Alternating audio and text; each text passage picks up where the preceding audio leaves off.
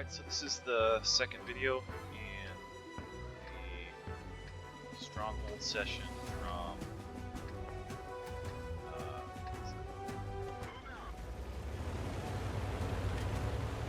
2019, whatever the session was. So we're halfway into our session here. So we're going to, as usual, take the middle section, middle portion of this map, play the donut if they're not here. We should be able to catch their mediums out because they're slow mediums compared to us. And they're not here, so we immediately need to go fight the donut.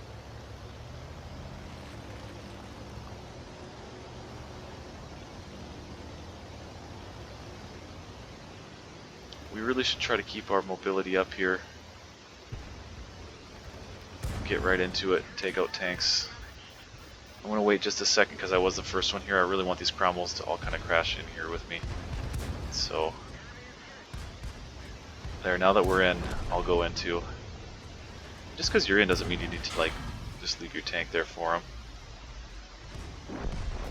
You know, we're above them, we have a pretty strong position, we've got 2 kills, they shot Artie. Now it's just a matter of working different angles. They can't possibly turn their turrets in ways that keeps us all honest at the same time. There's nobody looking at me, so I'll continue to shoot this guy.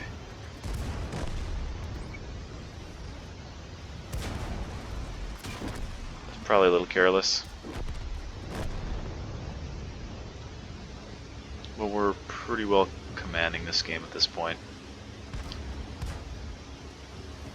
So I think that was a good example of why I think Cromwells are strong. Okay, that was pretty lucky. He missed probably too many shots there that were unlucky.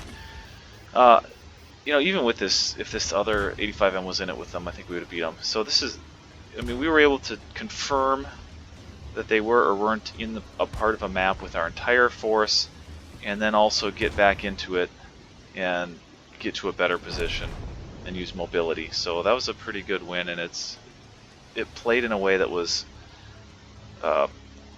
strong to the way our tanks can perform. Alright, so we've really been struggling on Abbey lately. We want to take an advantageous position. That's 1-2 line on this map. They have a little bit of an interesting lineup. Again, their Cromwells should be there wherever they're going to go. Their Cromwells will be there when we get there.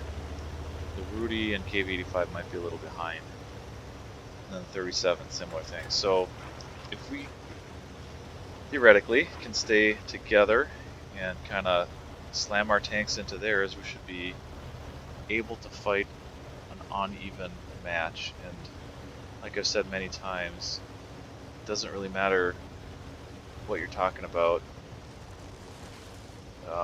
but if you can find a way to essentially cheat, right? So finding mismatches isn't cheating, but it's as if it were cheating.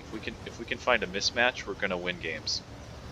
And so the idea is that we can have a mismatch just by blasting right into them and killing their tanks before, like, the 85 gets there and that sort of thing. So we were about to turn back and check cap when we saw this tank. After we saw him, we realized that we need to get in there and attack him. And so again, I'm gonna stall and wait for my team to get here. Now that my team's here, we can push out a little bit.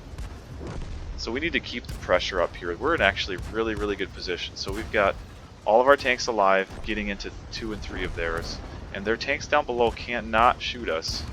So we've got, somehow they got 2 of us. Not sure how they did that. That should have been way more fluid. Now they're on the corner here. I needed to use Artie here actually in the future. I thought at the time that we were had much more of an advantage. We're probably better off to sit and use Artie rather than push. We wanted to try to keep the advantage going. I think that's a little bit of a misunderstanding of what we had going for us at the time. You know, it's a lot closer than it felt. And we kind of half ram killed each other and didn't focus very well. So I think a couple things went wrong. I think we needed to not lose 2 tanks driving up there. I'm not sure how that happened. That just means that we weren't getting into it thick enough. And we weren't getting constant DPM. Again, our advantage there should have been that we should have had constant DPM on half of their force, because we knew that 3 of their tanks were coming back into the fight and weren't shooting us. So we should have had 7 tanks DPM shooting on reload versus 3 tanks. So there's no way that we should have lost a single tank in that scenario. So that's what happened. I think we didn't somehow get constant DPM out of our force, even though we had a essentially 7 on 4. And that's what happens when you have a 7 on 4 and trade evenly with them, tank for tank. You lose.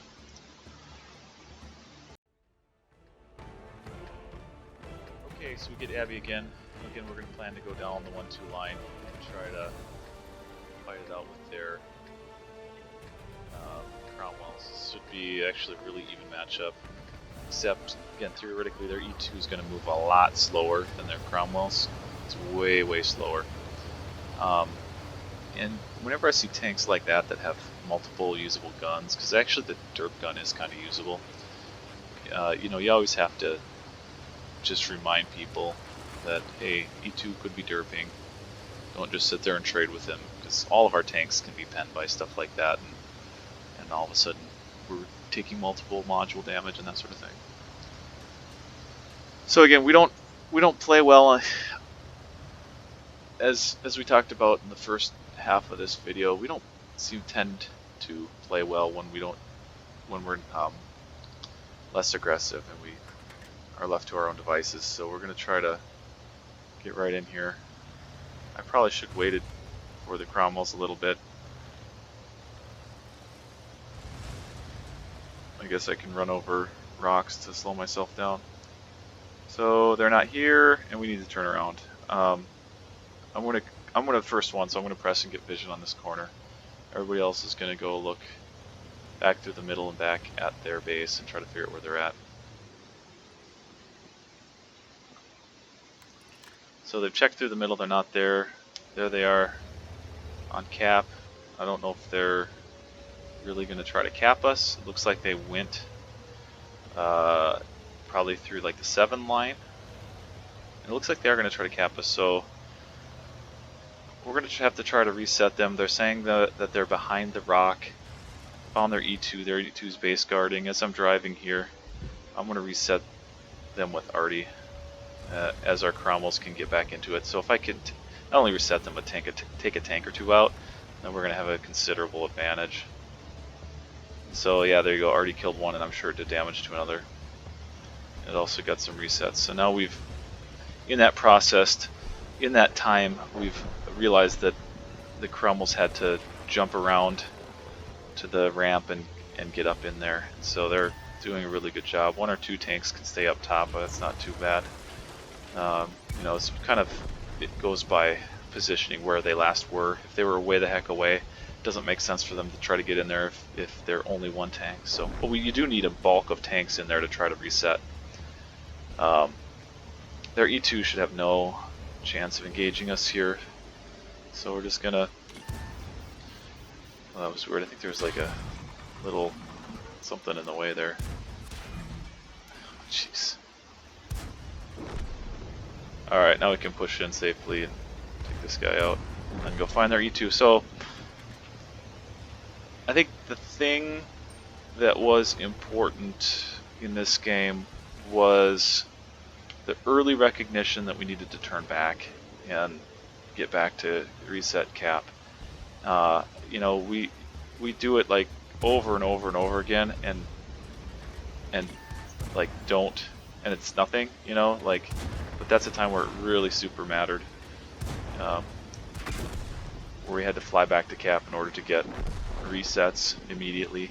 So, you know, we play like they're gonna do that every time, and if they don't do it, that's fine, but if they do it, then that's why it's important, because 3 on cap there behind that rock is really hard to reset unless you've kind of set yourselves up to deal with that.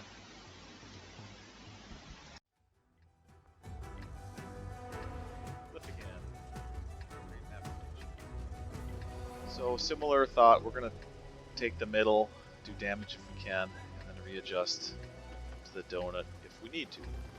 The thing about their lineup as compared to the last game we played on this map is that it's a lot more diversified. They've got 3 fast tanks and 4 lesser fast but still not slow tanks, rather than all the kind of the all 30-45 M lineup that we saw last time. So the engagement might play a little differently, in close quarters because of that, and also, if they do go up the ramp at F2, it'll look a little different.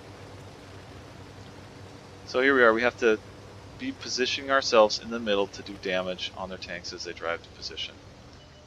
From here. So there they are. We really need to get shots in here, and this is, again, right here. This is the perfect illustration of why you do this, because I was able to shoot them multiple times before the 30-45 Ms are in position, and they're taking such a wide angle that I can sit here half behind this rock and shoot them. And we have lots of tanks shooting them. We're not getting lots of damage per se, but we should mostly be safe from the guys up above us when we're doing this sort of thing. So it's something that you have to kind of realize, that you can't just get farmed from above. So I think we're going to reposition. I went way too wide there. I can't remember what I was thinking. Oh, I was thinking I was going to go to the middle and try to get crossfire on them while the bulk of our Cromwells went around to the other side of the lighthouse. And hopefully, if you stay tight, see, there's one Cromwell you can tell going way wide here. If you stay tight, the 50-2 on the top of the hill can't shoot you. I think they shot Artie. I was a little worried about us just being clustered and getting shot by Artie, but I think we should have probably made a case to be a little less antsy here. I think we probably could have made a case to hold the middle, because we were really pinning down a lot of their tanks, and we got ourselves to a scenario here where we still are kind of having some of them pinned down, but we're kind of split too. I guess I'm not entirely sure how effective the tanks on the top of the hill are being. I want to be spotted when I do this.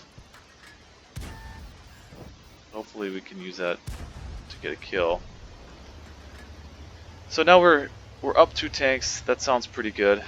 We still got to be a little careful. I could probably use Artie strike here. The tanks in the middle of the map are getting some work done. The tanks on the other side are able to kind of hold and control their hit points.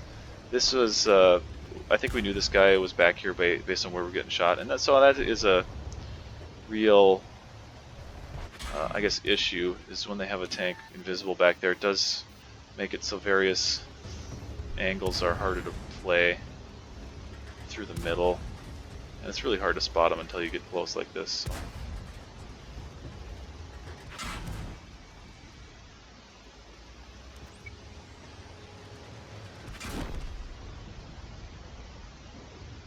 I think we're gonna ram kill him. Gosh, I hope we ram kill him. Oh. Boo.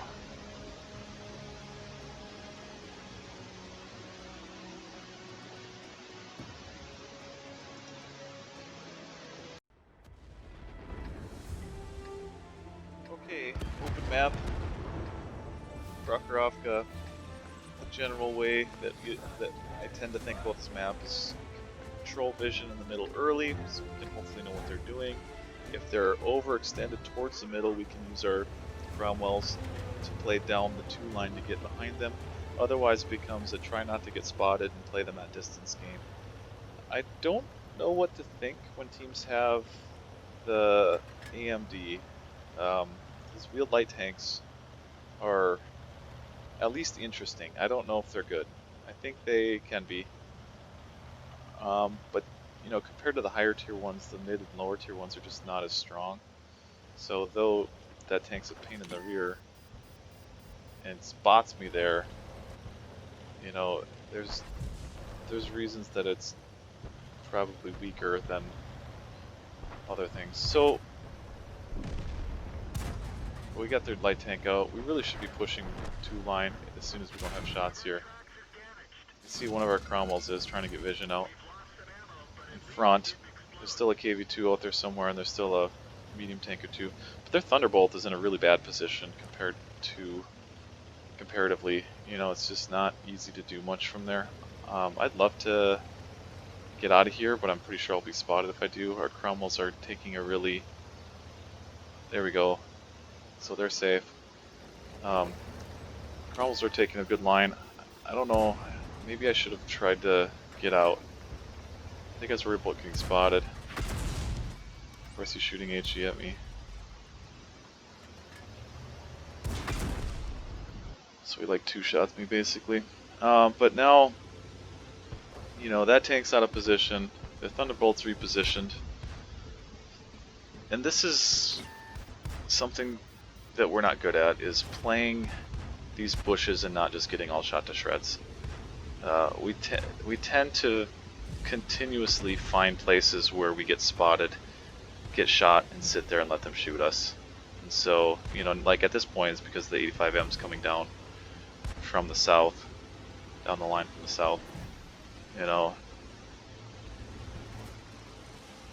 it's... And we're struggling against their turrets too. But again, you know, I think a couple things didn't go well here. I think obviously when the light tank died, that puts us at a disadvantage, but we killed one of their light tanks early too, so that's good. I think I needed to get out of that depression that I was stuck in. There you go again. We're getting spotted right there when we don't really need to be. You know, none of these guys are unspotted. We don't really need to poke vision. And when we're up in behind cover like this, the whole point of being in cover is to not get spotted. Yeah, and then, you know, poor micro plays. So lost 2 tanks early for 1, and then poor micro plays. I think in that context, maybe we didn't need to have all of our tanks go all the way down that line. I think we should have spread out a little more as well.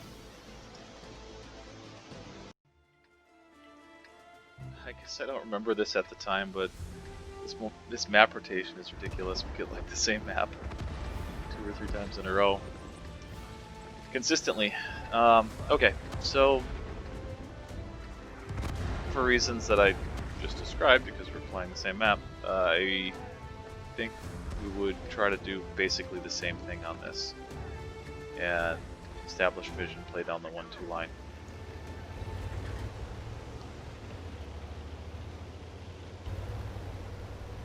And it really depends what the enemy's doing. If they want to play range, then we're setting up to do that. If they want to push somewhere, then we are setting up to counterattack and reposition.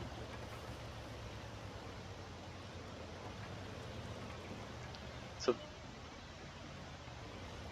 a tank on that side of the tracks is weird. 2-3 tanks on that side of the tracks is also weird. I consider that not to be a good play because it really cuts the map in a way that really screws up your map control. And so it's still, so this has then become a vision game. So we need to confirm or refute the fact that, you know, are there tanks down in the corner? So we need to, that's what our Cromwells are doing. They're not getting spotted here, so I don't think they should really need to keep pushing. We should probably all in this guy, get him out actually, since he was in that dip. I was double bushed when I shot that, I believe. I think I did I would assume I did that on purpose. So, but yeah, now essentially what we can do is we have considerable map control, and we just have to maintain that with vision control. So lots of places to do that. I'm just kind of trolling for whatever I can see here. And again, I saw that corner out of my eye, and you have to assume you're spotted until you know otherwise.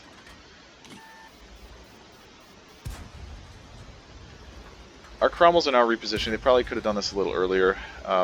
Repositioning so that we're spread out across the map. I think that's the most reasonable way to do this. Do this style of vision engagement. As long as you can maintain vision, they're not going to sneak up on you anywhere. And it's beneficial to have multiple angles of fire. I don't think I'm spotted anymore. I think I'm bushed when I'm shooting these, and the 85 can't spot me. So I'm going to continue to use this bush. I think we're getting a little too bunched. I think we need to continue to spread out with our Cromwells and take more wider and variable positions. Hopefully we're not losing hit points. We did a little, yeah, there again. So again, we're losing hit points. There's like, why? We should not lose hit points. I'm spotting. These guys should be behind cover when they're shooting. Even if you have to go up the hill a little bit to increase the angle, we can't lose hit points there. And we also have to keep vision on the south, so we're getting the Cromwell to make sure we're controlling vision through the south.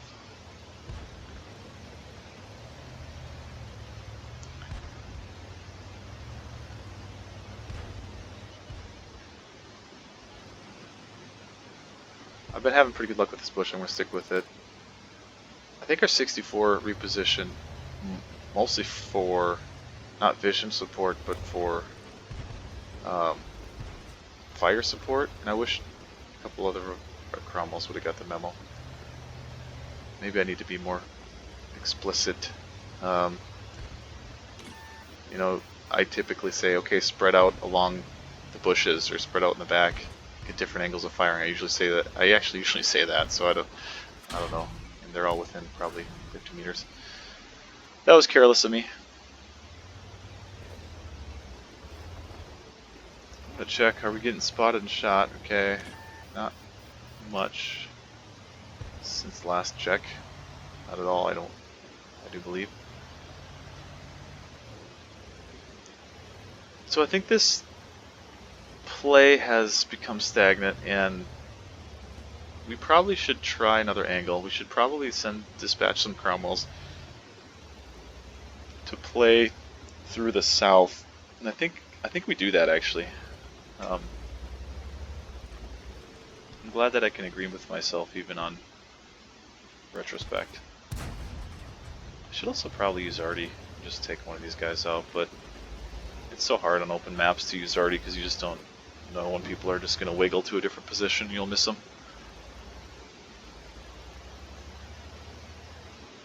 Yeah, here we go. So we got the Cromwells. We left a couple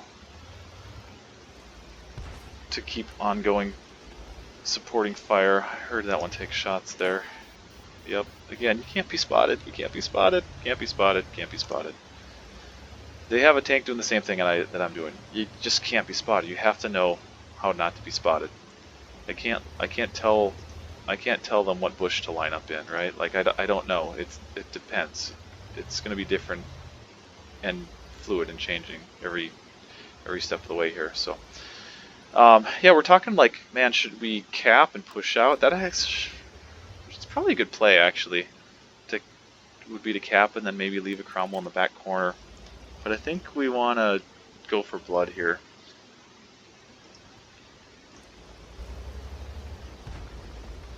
I think we should have almost capped. Or maybe left one behind to cap, at least put the pressure on them. Okay, so this Cromwell's going to change my role now, especially if he YOLOs me. But our 64 should have a crossfire if need be. We got a tank out. Again, we can't be spotted, can't be spotted, can't be spotted. Okay, we lost Cromwell because we got spotted. Our Cromwells are moving in now. It's hard to know if they would have repositioned because I admittedly had lost some. Yeah, so I'd lost the ability to keep good vision on that. I'm going to actually ram on purpose because that's going to do more that damage to him than the single shot that I would have been able to do. And so generally that's ill-advised, but I did that on purpose there to maximize the remainder of my hit points. So now our Cromwells need to... Actually what happens here is we miscommunicate. So a couple Cromwells heard, stay up on the ridge. One Cromwell said, let's get in there. And so we got our Cromwell split. He needed to get that kill there. It's unfortunate. He's going to die on the ridge here if he's not careful.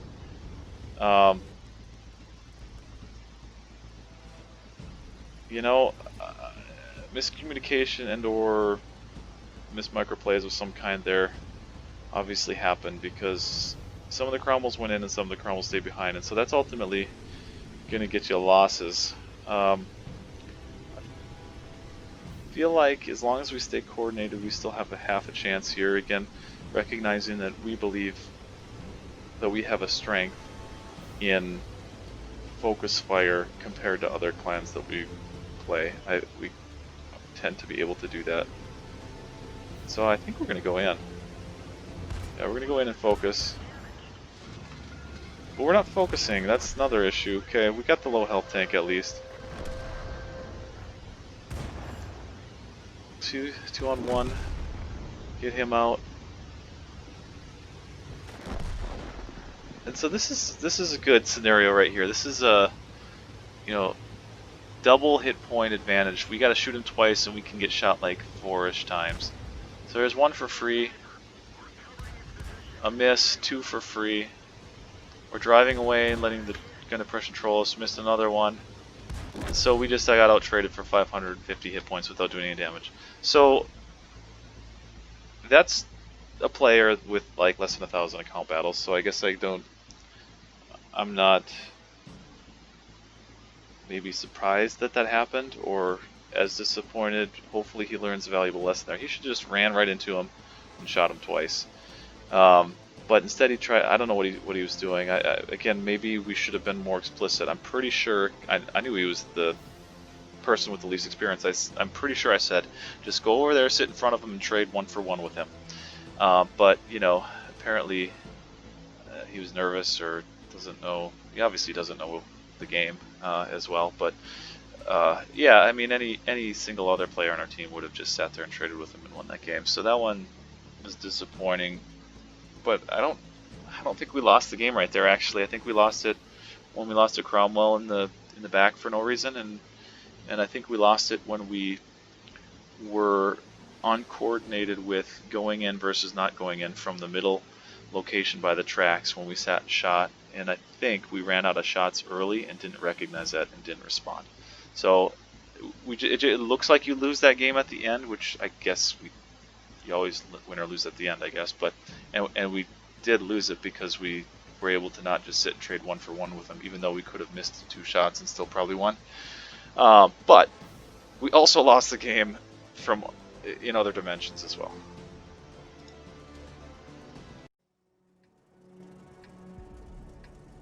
So this is a map that is not has not for the last patch or 2 been a tier 6 stronghold map.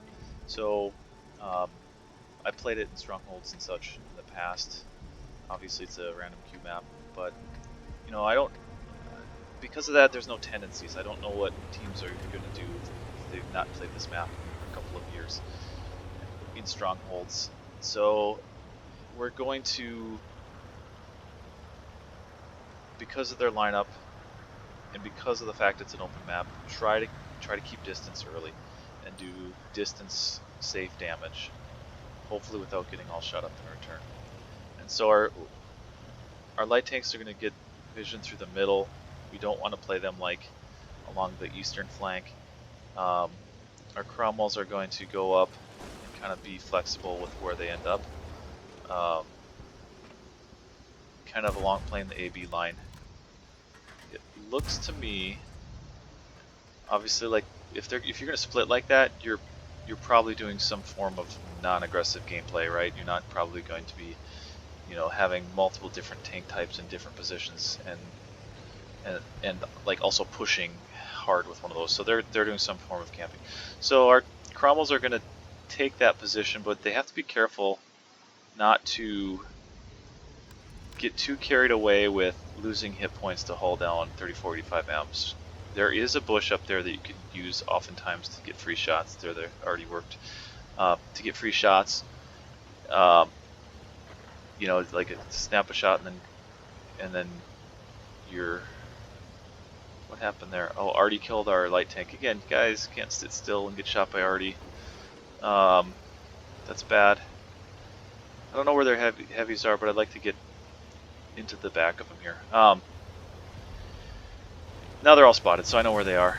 I'm just going to try to work back vision. So, there's ways to cheat the system and get free shots into the back of tanks along that other flank. I should probably prioritize the light tank right here, because he's like a one-ish shot. But yeah, what am I better finish my thought here. On that little ridge hill on the AB line, there's plenty of opportunities to trade 1-for-1 with hull down 30-45 M's, which is not a trade. That's just like a bad play, right? So we have to just not do that, and I think we're not doing that, hopefully. So,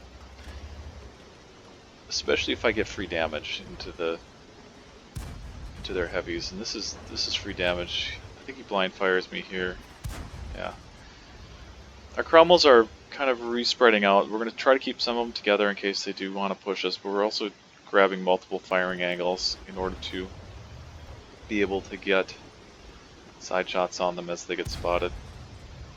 We don't have a good plan here, actually, at this point in time. I think, again, because of the unfamiliarity with how this map should play and how this typically plays, because it's not a typical Stronghold map.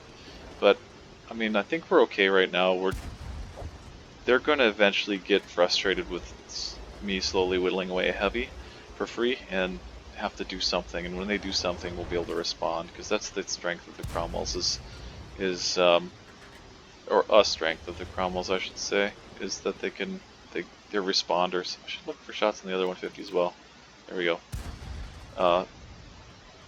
If we can catch them out of position and we can respond because we're quick. Whereas their 150s are never going to be able to do that and surprise us. So as long as I can keep taking hit points from these heavies, I'll do that. Maybe I'll kill one of them and then we can change positions, change flanks. This 150 obviously doesn't know what he's doing. He's looking to blind fire me in a position I'm not shooting him from. And then their pesky light tank gets into me, but I'm hulled down to the heavies, and he has no hit points, so I would not consider that a strong play. I don't know why he did that. I don't know how he got there. He must have somehow slipped through the middle? I don't know. When I wasn't watching, but down 2 tanks, I can continue to take free hit points. And so here we are, we're talking about repositioning, so we're going to try to get our Cromwells in and push, because a large map, where we are now, it's going to take us at least a minute to drive there and get into position and try to figure out what we need to do. So we better start moving now, or we're going to run out of game time. The 30-45 M's are just unapproachable from where we were before, and so we're going to have to come in from the south. They're just way too hull down right there. And that'll give us flexibility to respond up into the heavies or down into the mediums. So I don't know if I've communicated that yet. I should have. Yeah, okay. I'm starting to click on the map now. So again, this has actually been a while since we played this, so I don't remember exactly all the details, but obviously I remembered what we ended up doing here, and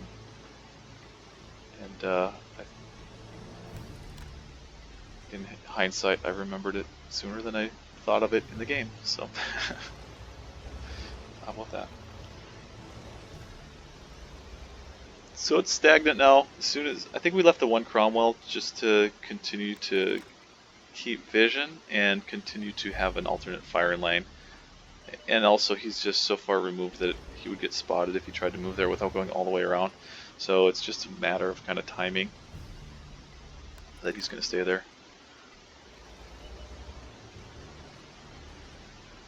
Oh, I gotta wake up here too and shoot the 84, 85 M that went across the middle on me. So this is going to be an issue. I don't really want to. He's going to come try to fight me, so I should just probably leave if he's truly wanting to come fight me. I don't want to play him in close quarters in this tank. Unless I can knock a bunch of hit points off. Yeah, I probably should have just left there. That was actually a bad play. I think I wasn't sure how aggressive he wanted to be, but obviously that was dumb. But now our Cromwells are finally moving in. We know they're split, so if we go left, we're gonna fight on 84, 85M or 2, and then their heavies will eventually respawn. Again, that's knowing if you're a one-shot or not. You shouldn't just like chill in the open if you're a one-shot and get shot by a tank. You should let the tanks with health do that. And we should also probably be aggressive here rather than being. I think we're going too passive. So you know, obviously they're going to push us from some angle. We should commit probably to going back around and fighting their heavies now and disengage from this. But I think we don't have enough hit points. Is the issue, and I think they're saying that they got affected by. Yeah, there we go. We probably should have been anticipating that, and we should also probably just run away from them and attack up into the medium here. Probably gonna take one in the back. Luckily he missed. The other Cromwell needs to probably close. Since he's full health. We do have mobility, and they have limited firing angles from down there. As long as we can get a couple shots in here. So the job of the low health Cromwell is to understand that he's a one shot and live. The job of the full health Cromwell is to use his hit points if he needs to. And so right here he needs to use his hit points. Luckily their 150 missed. He probably should have crossed into the open there. Because essentially then we had a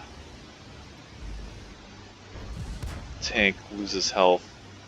We lost a gun for no return. Now with the one on two, this is really strong, right? So to chill in a really difficult to hit position and shoot a guy that's in the open, that's a strong play. He can take a shot here. He's got a minute. Their 150 can't get away. If we want to close, we'll find him. I think the trick is closing in a way that doesn't get you shot until you're ready to get shot, and really close distance. You know, the DPM should not be an issue here. We should be able to trade one with that tank and shoot him 2 to 3 times in the time it takes him to shoot one and then reload the next shell. So I probably would have favored just going for it here. Just taking that corner. He missed, so now he can just sit in the open and shoot him. I probably would have taken that aggressively and went to try to get his side. But, you know, it works.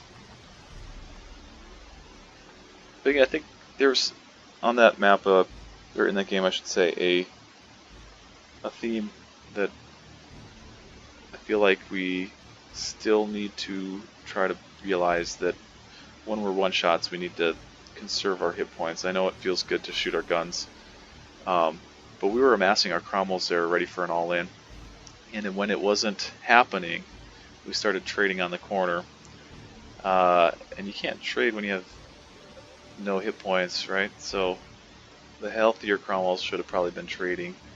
The unhealthy Cromwell should have been really, really careful.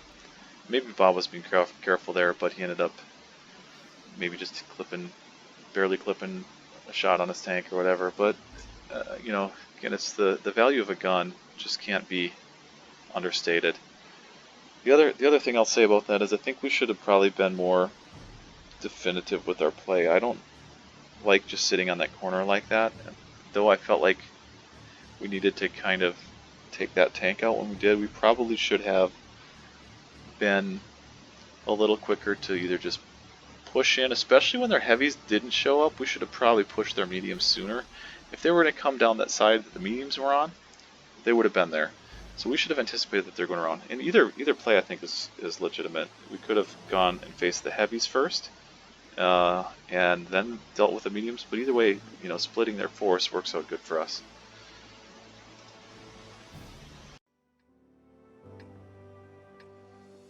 Okay, so here's another map where we've got um, a new map in the rotation that hasn't been in play for Tier 6 Strongholds, to my knowledge, for a while, maybe years even. There's a couple really strong plays on this map. One is if you're fast to take the C1 corner, just like it's a strong play in random battles.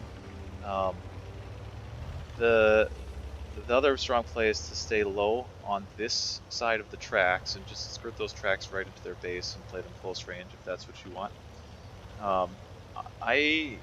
Because this is a new map, and I don't know if I'd usually make this play if this were in the rotation, but I want to be able to see them if they're doing something that doesn't make sense. I don't think it makes sense to play this flank in Strongholds, so I'm just going to try to take a quick peek and then leave if it's not happening. Meanwhile, our Cromwells are going to play, and Light Tank are going to play C1. The idea over and over again is early damage if it's there, and then leave the Cromwells, get vision out with the Light Tanks. Right there you see me click on the map. That's right when I remembered that it actually is a really strong play to straight up push or even delay push down there. And so when we're fast like this, we'll cross the tracks and get to a place where we won't spot them, and they'll be on cap because they streak through the middle. So I was just saying, oh, we better check that, and I said, well, why don't I just check it, because now that they're spotted, we know what they're doing. This is going to turn into a camp break, which on this map, theoretically, if they're split like this, is a little easier. Taking tanks out on the 1-2 line side of the tracks first is going to work out the best. I'm probably being a little bit too careless with my tank right here. I wasn't getting spotted, obviously, and there's only so many positions where they can shoot me. But we need to take out their isolated Cromwell, because as long as you're careful with it, they're not going to see you. The other thing that will happen occasionally in this scenario is once they see us attacking into them, so our Cromwells are going to be spotted any minute now, is they'll push down around to this side of this and kill me. I've seen that happen, and I'm aware of that and actually kind of worried about it. So I think I leave right here.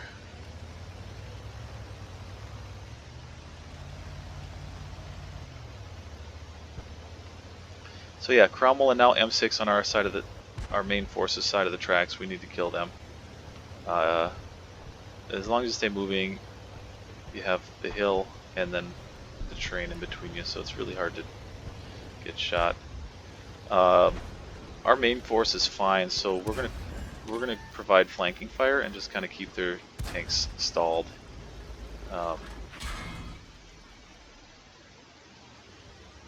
And when that starts to happen, we're going to increase the angle.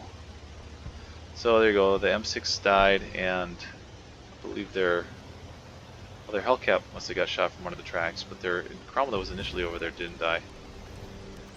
So we need to 2-on-1. 2-on-1, obviously, we need to kill this guy. Oh, something's happened funky with my turret there. We still technically have a 2-and-1. I didn't do a very good job supporting my teammate right there. Should be able to just 1v1 him at this point, though. There's an 84-85M coming to my back.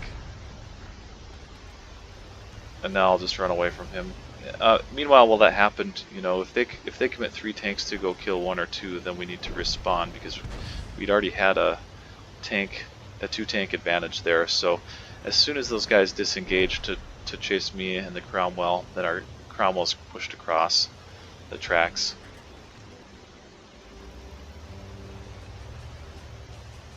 It's really hard to tell if he's trying to shoot me, but you know, we have pretty good control of the game here.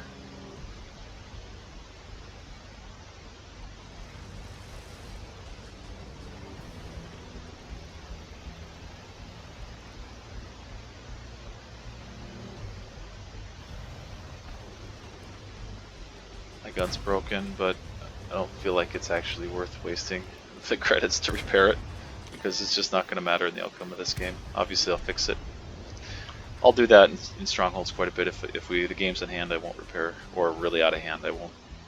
And I haven't used my repair kit, and it's not going to matter. Like that was just never going to matter. Then I'll often not fix it.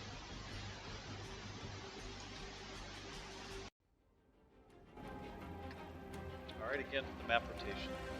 Not that we played this, but this is a map that I would consider, to my knowledge, not to be in the rotation for a couple years for Tier 6. So again, I know how this used to play. I don't know that I can make the same sort of assumptions as I did before.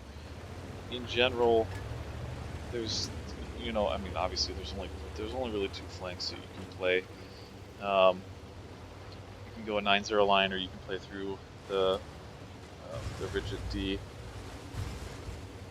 It really depends. Like there are there's certainly disadvantages to both.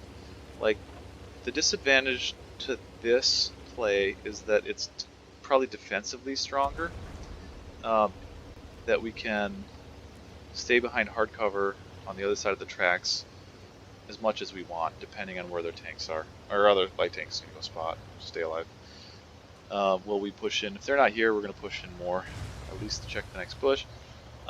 So yeah, I feel like the other side is offensively stronger, and this side is defensively stronger, because you can really control your hit points. You can poke up on the tracks if you want to, or if you are certain that you don't want to lose hit points no matter what, then you don't poke up on the tracks. So we got to clear the corner, and odd that tank was. That's a bad shot. Odd that tank was there. I don't know if he was late to load in. Another bad shot. I thought he was tracked for a second. We are all not leading him enough. And that one, like, just missed his gun. Whatever. So that was odd. I was going to check the corner, but I don't... No, not spotted there. I don't think we need to. Maybe we send one Cromwell to check the corner. We're going to take various angles. I'm going to try to spot out. I think actually, since this was a common Stronghold map, they've actually changed that middle section. I think that was even before they changed this map, that this was a common Strongholds map. So again, my job is to try not to get spotted too much here. Take really, really safe shots. If they're doing some iteration of this, there's probably a tank like right next to me on that hill, like where the tank destroyers always sit. Our Type 64 got rushed by theirs, and you can see that their tanks are pushing in towards our base, so we have to make a play now. We'll beat them okay, that was too aggressive. But what I was saying was we'll beat them to cap in this scenario, but we have to cap, and then we'll push out with the rest. We're going to be a scenario where several of their tanks can't engage us, but they were poised to cap, so we'll be in pretty good control here as long as we get really aggressive and in the face of their tanks. That 64 is a danger, so I think I told the other guys to prioritize him. And every time he shoots me with like 10 seconds on, and he's turning his back to me, that's good for me. Obviously he's not going to be your setting cap if he's got his turret pointed backwards. So I was trying to get shot there, and he turned his turret, which was good for the team. So pretty fluid. I could have been a little better when I made the play across the middle there. Again, I think the flank we played is defensively stronger. If we needed to go back and reset cap, it's a pretty valid play to do that. If we needed to get out and push towards their cap, we can do that. So there's certain flexibilities of this side. The other side has the inconsistencies of more angles of incoming fire through the city, more bushes, things like that. More variables, I'd say. There's fewer variables on the side of the map that we went to, so I think that's why I prefer it. Though there's certainly disadvantages too.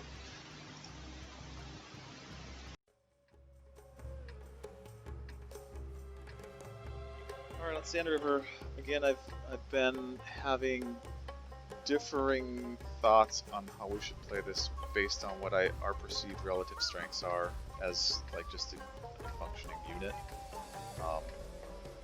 versus what I think strong map positions are versus what I think their team is likely to do. So I've been forced to rethink this map. My usual, what are we even doing? We're quite split. think we're misunderstanding. Yeah, there we go. Okay, this is the usual. What I would say is the usual stronger play, in my opinion, is to take the higher ground here because I think it plays stronger. We've had success blasting through along the south of this a little bit when we've tried it.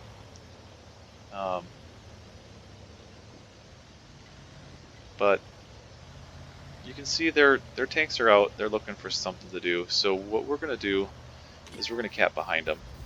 And then myself, I can go reset. I've got already almost up to. So they're clearly interested in going across. So that was really, you know, I feel like the map was read correctly. So we're going to cap and distract on the other side. And I'm going to do my best to get resets. This other Cromwell this is bad. This Cromwell's in no man's land. He isn't doing anything. This Cromwell's fine. That's a good play. This Cromwell's coming back to join me. That's a good play. So 19 seconds. I need to give our guys a chance here, so I got to get some resets. There's one. They've got 3 on cap, obviously. I'm going to try to use Artie for one of them before I get rushed and killed. I'm okay taking a shot there because I want the reset above all else. And then there's another reset. Should get one more. And that's 5 seconds, so we should have it. Again, there's a couple issues. We had a Cromwell like basically not doing anything, and the other Cromwell needed to get there faster as well to get back to reset, but was able to get enough resets to make it happen. And that's what I guess in contrast to the 3045Ms, the 3485Ms could not have made that play. We could not have fast capped behind them with the 3045Ms. It just never would have worked. I don't even know if we would have got back to reset cap in the 3485Ms, you know, consistently, because I would have died, and I don't know if the rest of them would have been back in time without getting all shot up or stalled in the middle or whatever, because they seem to have tanks, you know, all over the place, and only their front ones really made it to cap ever. So I don't know. I think that's a like an ideological, tactical win for that setup.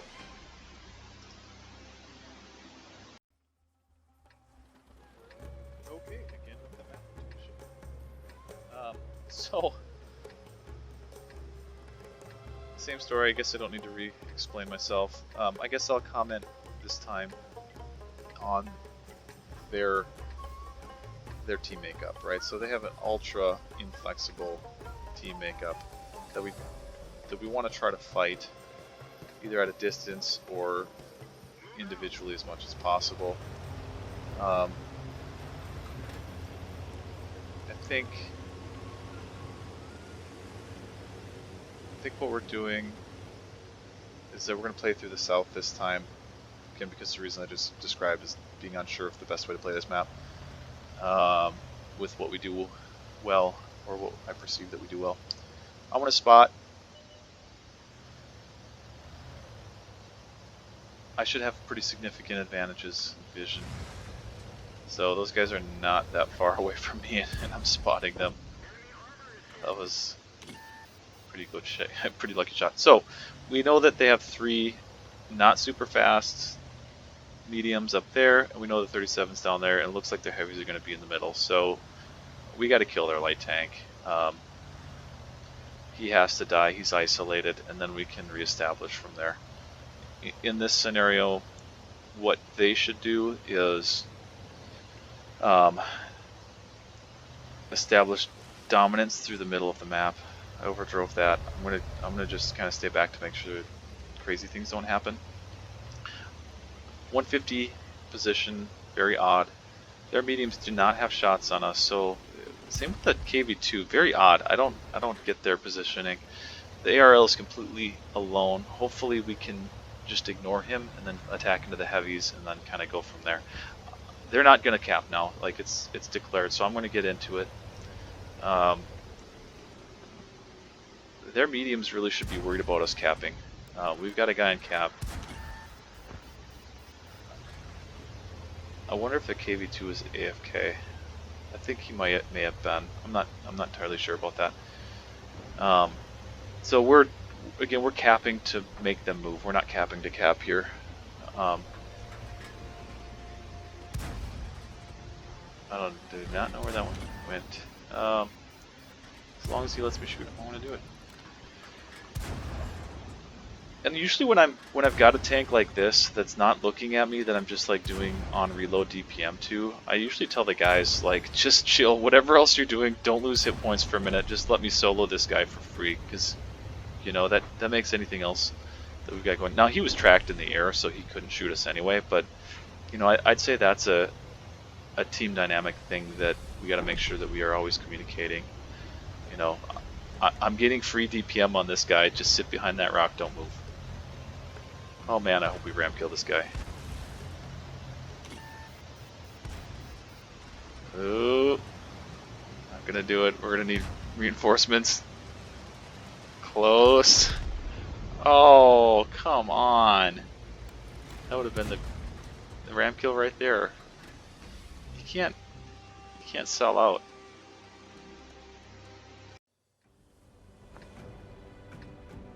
And we get more deja vu.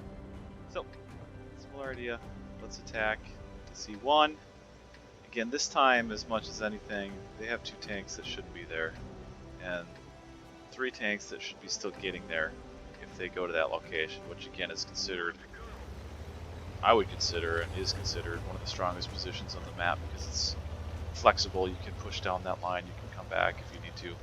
There's hard cover, there's a little bit of soft cover. So, strategically strong, important location. We should probably go there. I'm once again going to get a spot this side. I probably will stop doing this if we play this map again soon. It's probably just not worth it to waste my time and hit points and vision over here actually. So again, you see me click on the map there. I said, hey, make sure they're not there, but here we are. So I need to leave right now. I don't know what I'm taking so long. There we go. We should be able to outshoot their light tanks right off the bat. And our Cromwells are feeling bloodthirsty, so they're going in. We got 2 tanks out. We might as well at this point. You know, KV2 has a fair chance to miss us from that angle.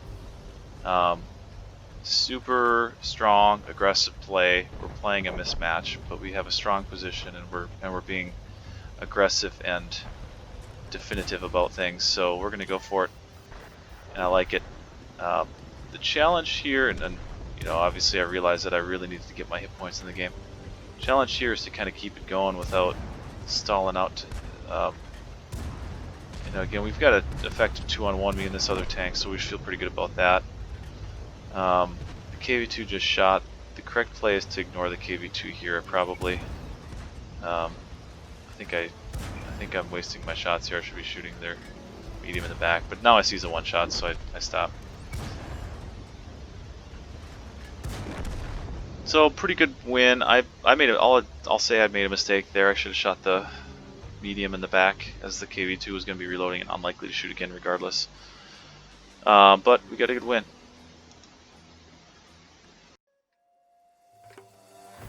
Alright, so this will be the last battle of the session. We're going to go north and try to fight some of their tanks without the bulk of their tanks. Shoot the fast tanks before their heavies can get there.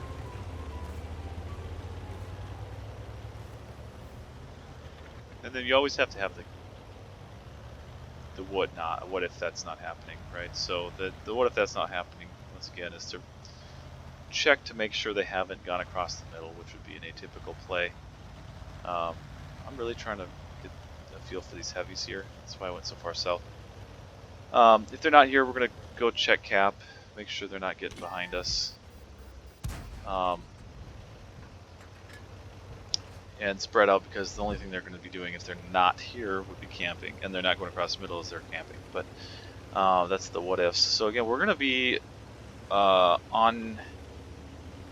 unrestrained here. We're just going to go forward, because if they're here, we want to push what we consider advantage. That changes the game a little bit. They're they're in a position where if we attack in, their heavies can support them. So it's not an advantage anymore. So we need to re-engage from different angles. And just make sure then that as we do this that we don't get surprised and caught out. So the 64 was able to leave. We know where they are. As we had previously done in this session, we're going to disengage. We're not necessarily thinking we're going to find them in cap here, but we know that that's going to be a bear to try to dig them out of that corner by driving into it. Again, our theoretical advantage on the kind of initial play was that we would be able to play some of their tanks without the bulk of their force. You know, play their fast tanks without their heavies. When that wasn't going to be the case, we certainly don't want to get stuck in with their heavies. We probably, honestly, we would have been capped behind anyway. I feel really comfortable in the open here because their tanks will not have had time to reposition to shoot me. That's really lucky. That makes a huge difference having those 2 light tanks killed. Again, if we would have fought them, their light tanks would have just capped us, and I don't think we would have got back, and I don't think we would have triple capped in time. So it was the correct decision in that context to not fight. If they had 1 light tank who could cap behind us, you could probably get back to that. 2, probably not. So with vision eliminated, now we can do this a couple ways here. With our vision there, we understand that that they're moving late. They're KV2 repositioned. I'm guessing another tank or 2 repositioned, but you know, we could attack up the way that we have, where our front cromwell that I'm looking at right now. We could attack down through there, or we could go up the other way. I think either is valid. Aspects of either can work. I should have vision dominance. I'm not going to be too shy right here about getting vision out, because I just don't think anything's likely to spot me. Maybe that cromwell, probably not unless I shoot. Yeah, so that was a little sloppy. But we're going to mass the cromwells. I think our 64 should join the cromwells. Did I use it there? No, I didn't. Too wiggly. The thing that could get us, yeah, I think we repositioned. So we're spotted there. I'm pretty sure we're spotted. They know that the cromwells are there, so we're going to go around to the other side.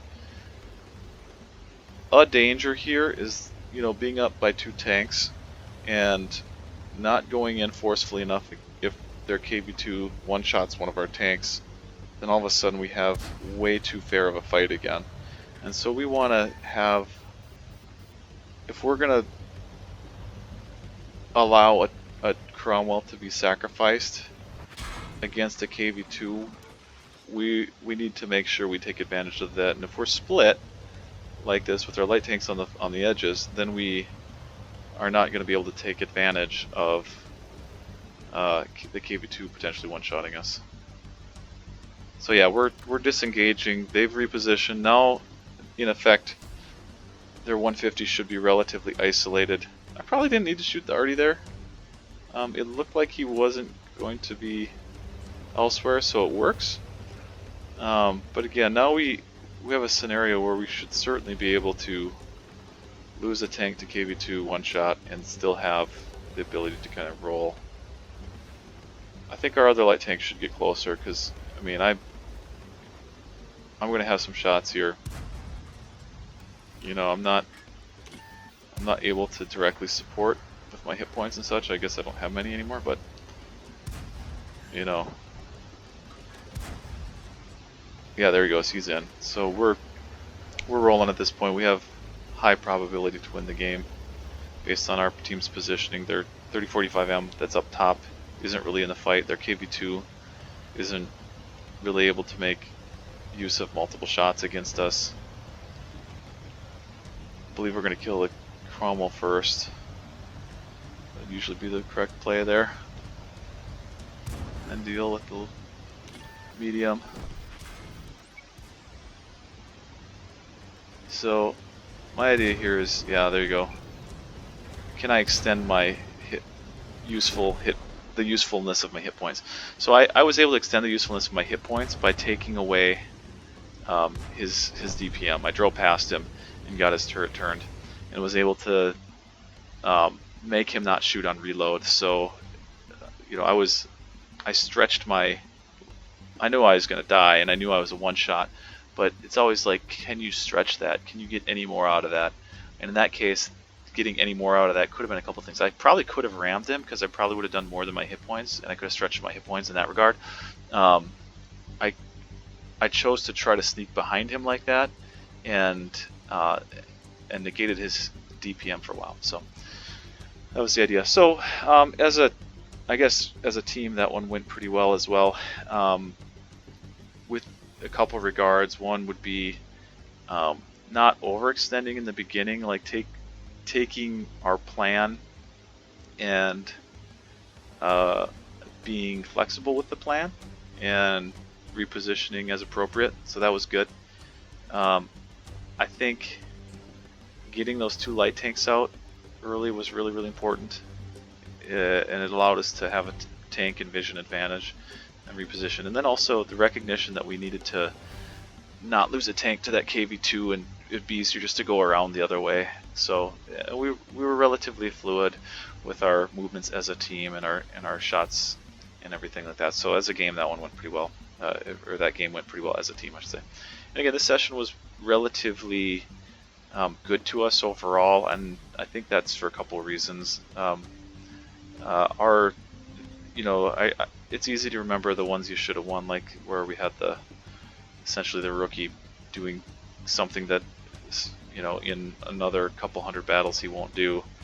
It's not really possible to tell how many other of our losses were that sort of thing, where somebody that's just really inexperienced, that's learning very quickly actually, and not worried about them in general, not picking it up, but just like after he has another couple hundred battles under his belt, he probably won't make some of those mistakes. So I don't know how many like that may have lost us by having a guy with less than 1,000 total account battles. And at the beginning, I should say too, his Cromwell wasn't upgraded. He was using like stock engine and stock gun and stuff like that. So I mean, there's certainly that would have slowed us down. I don't know how many lost us. I would say again that there's still like fundamentals that elude us to some degree.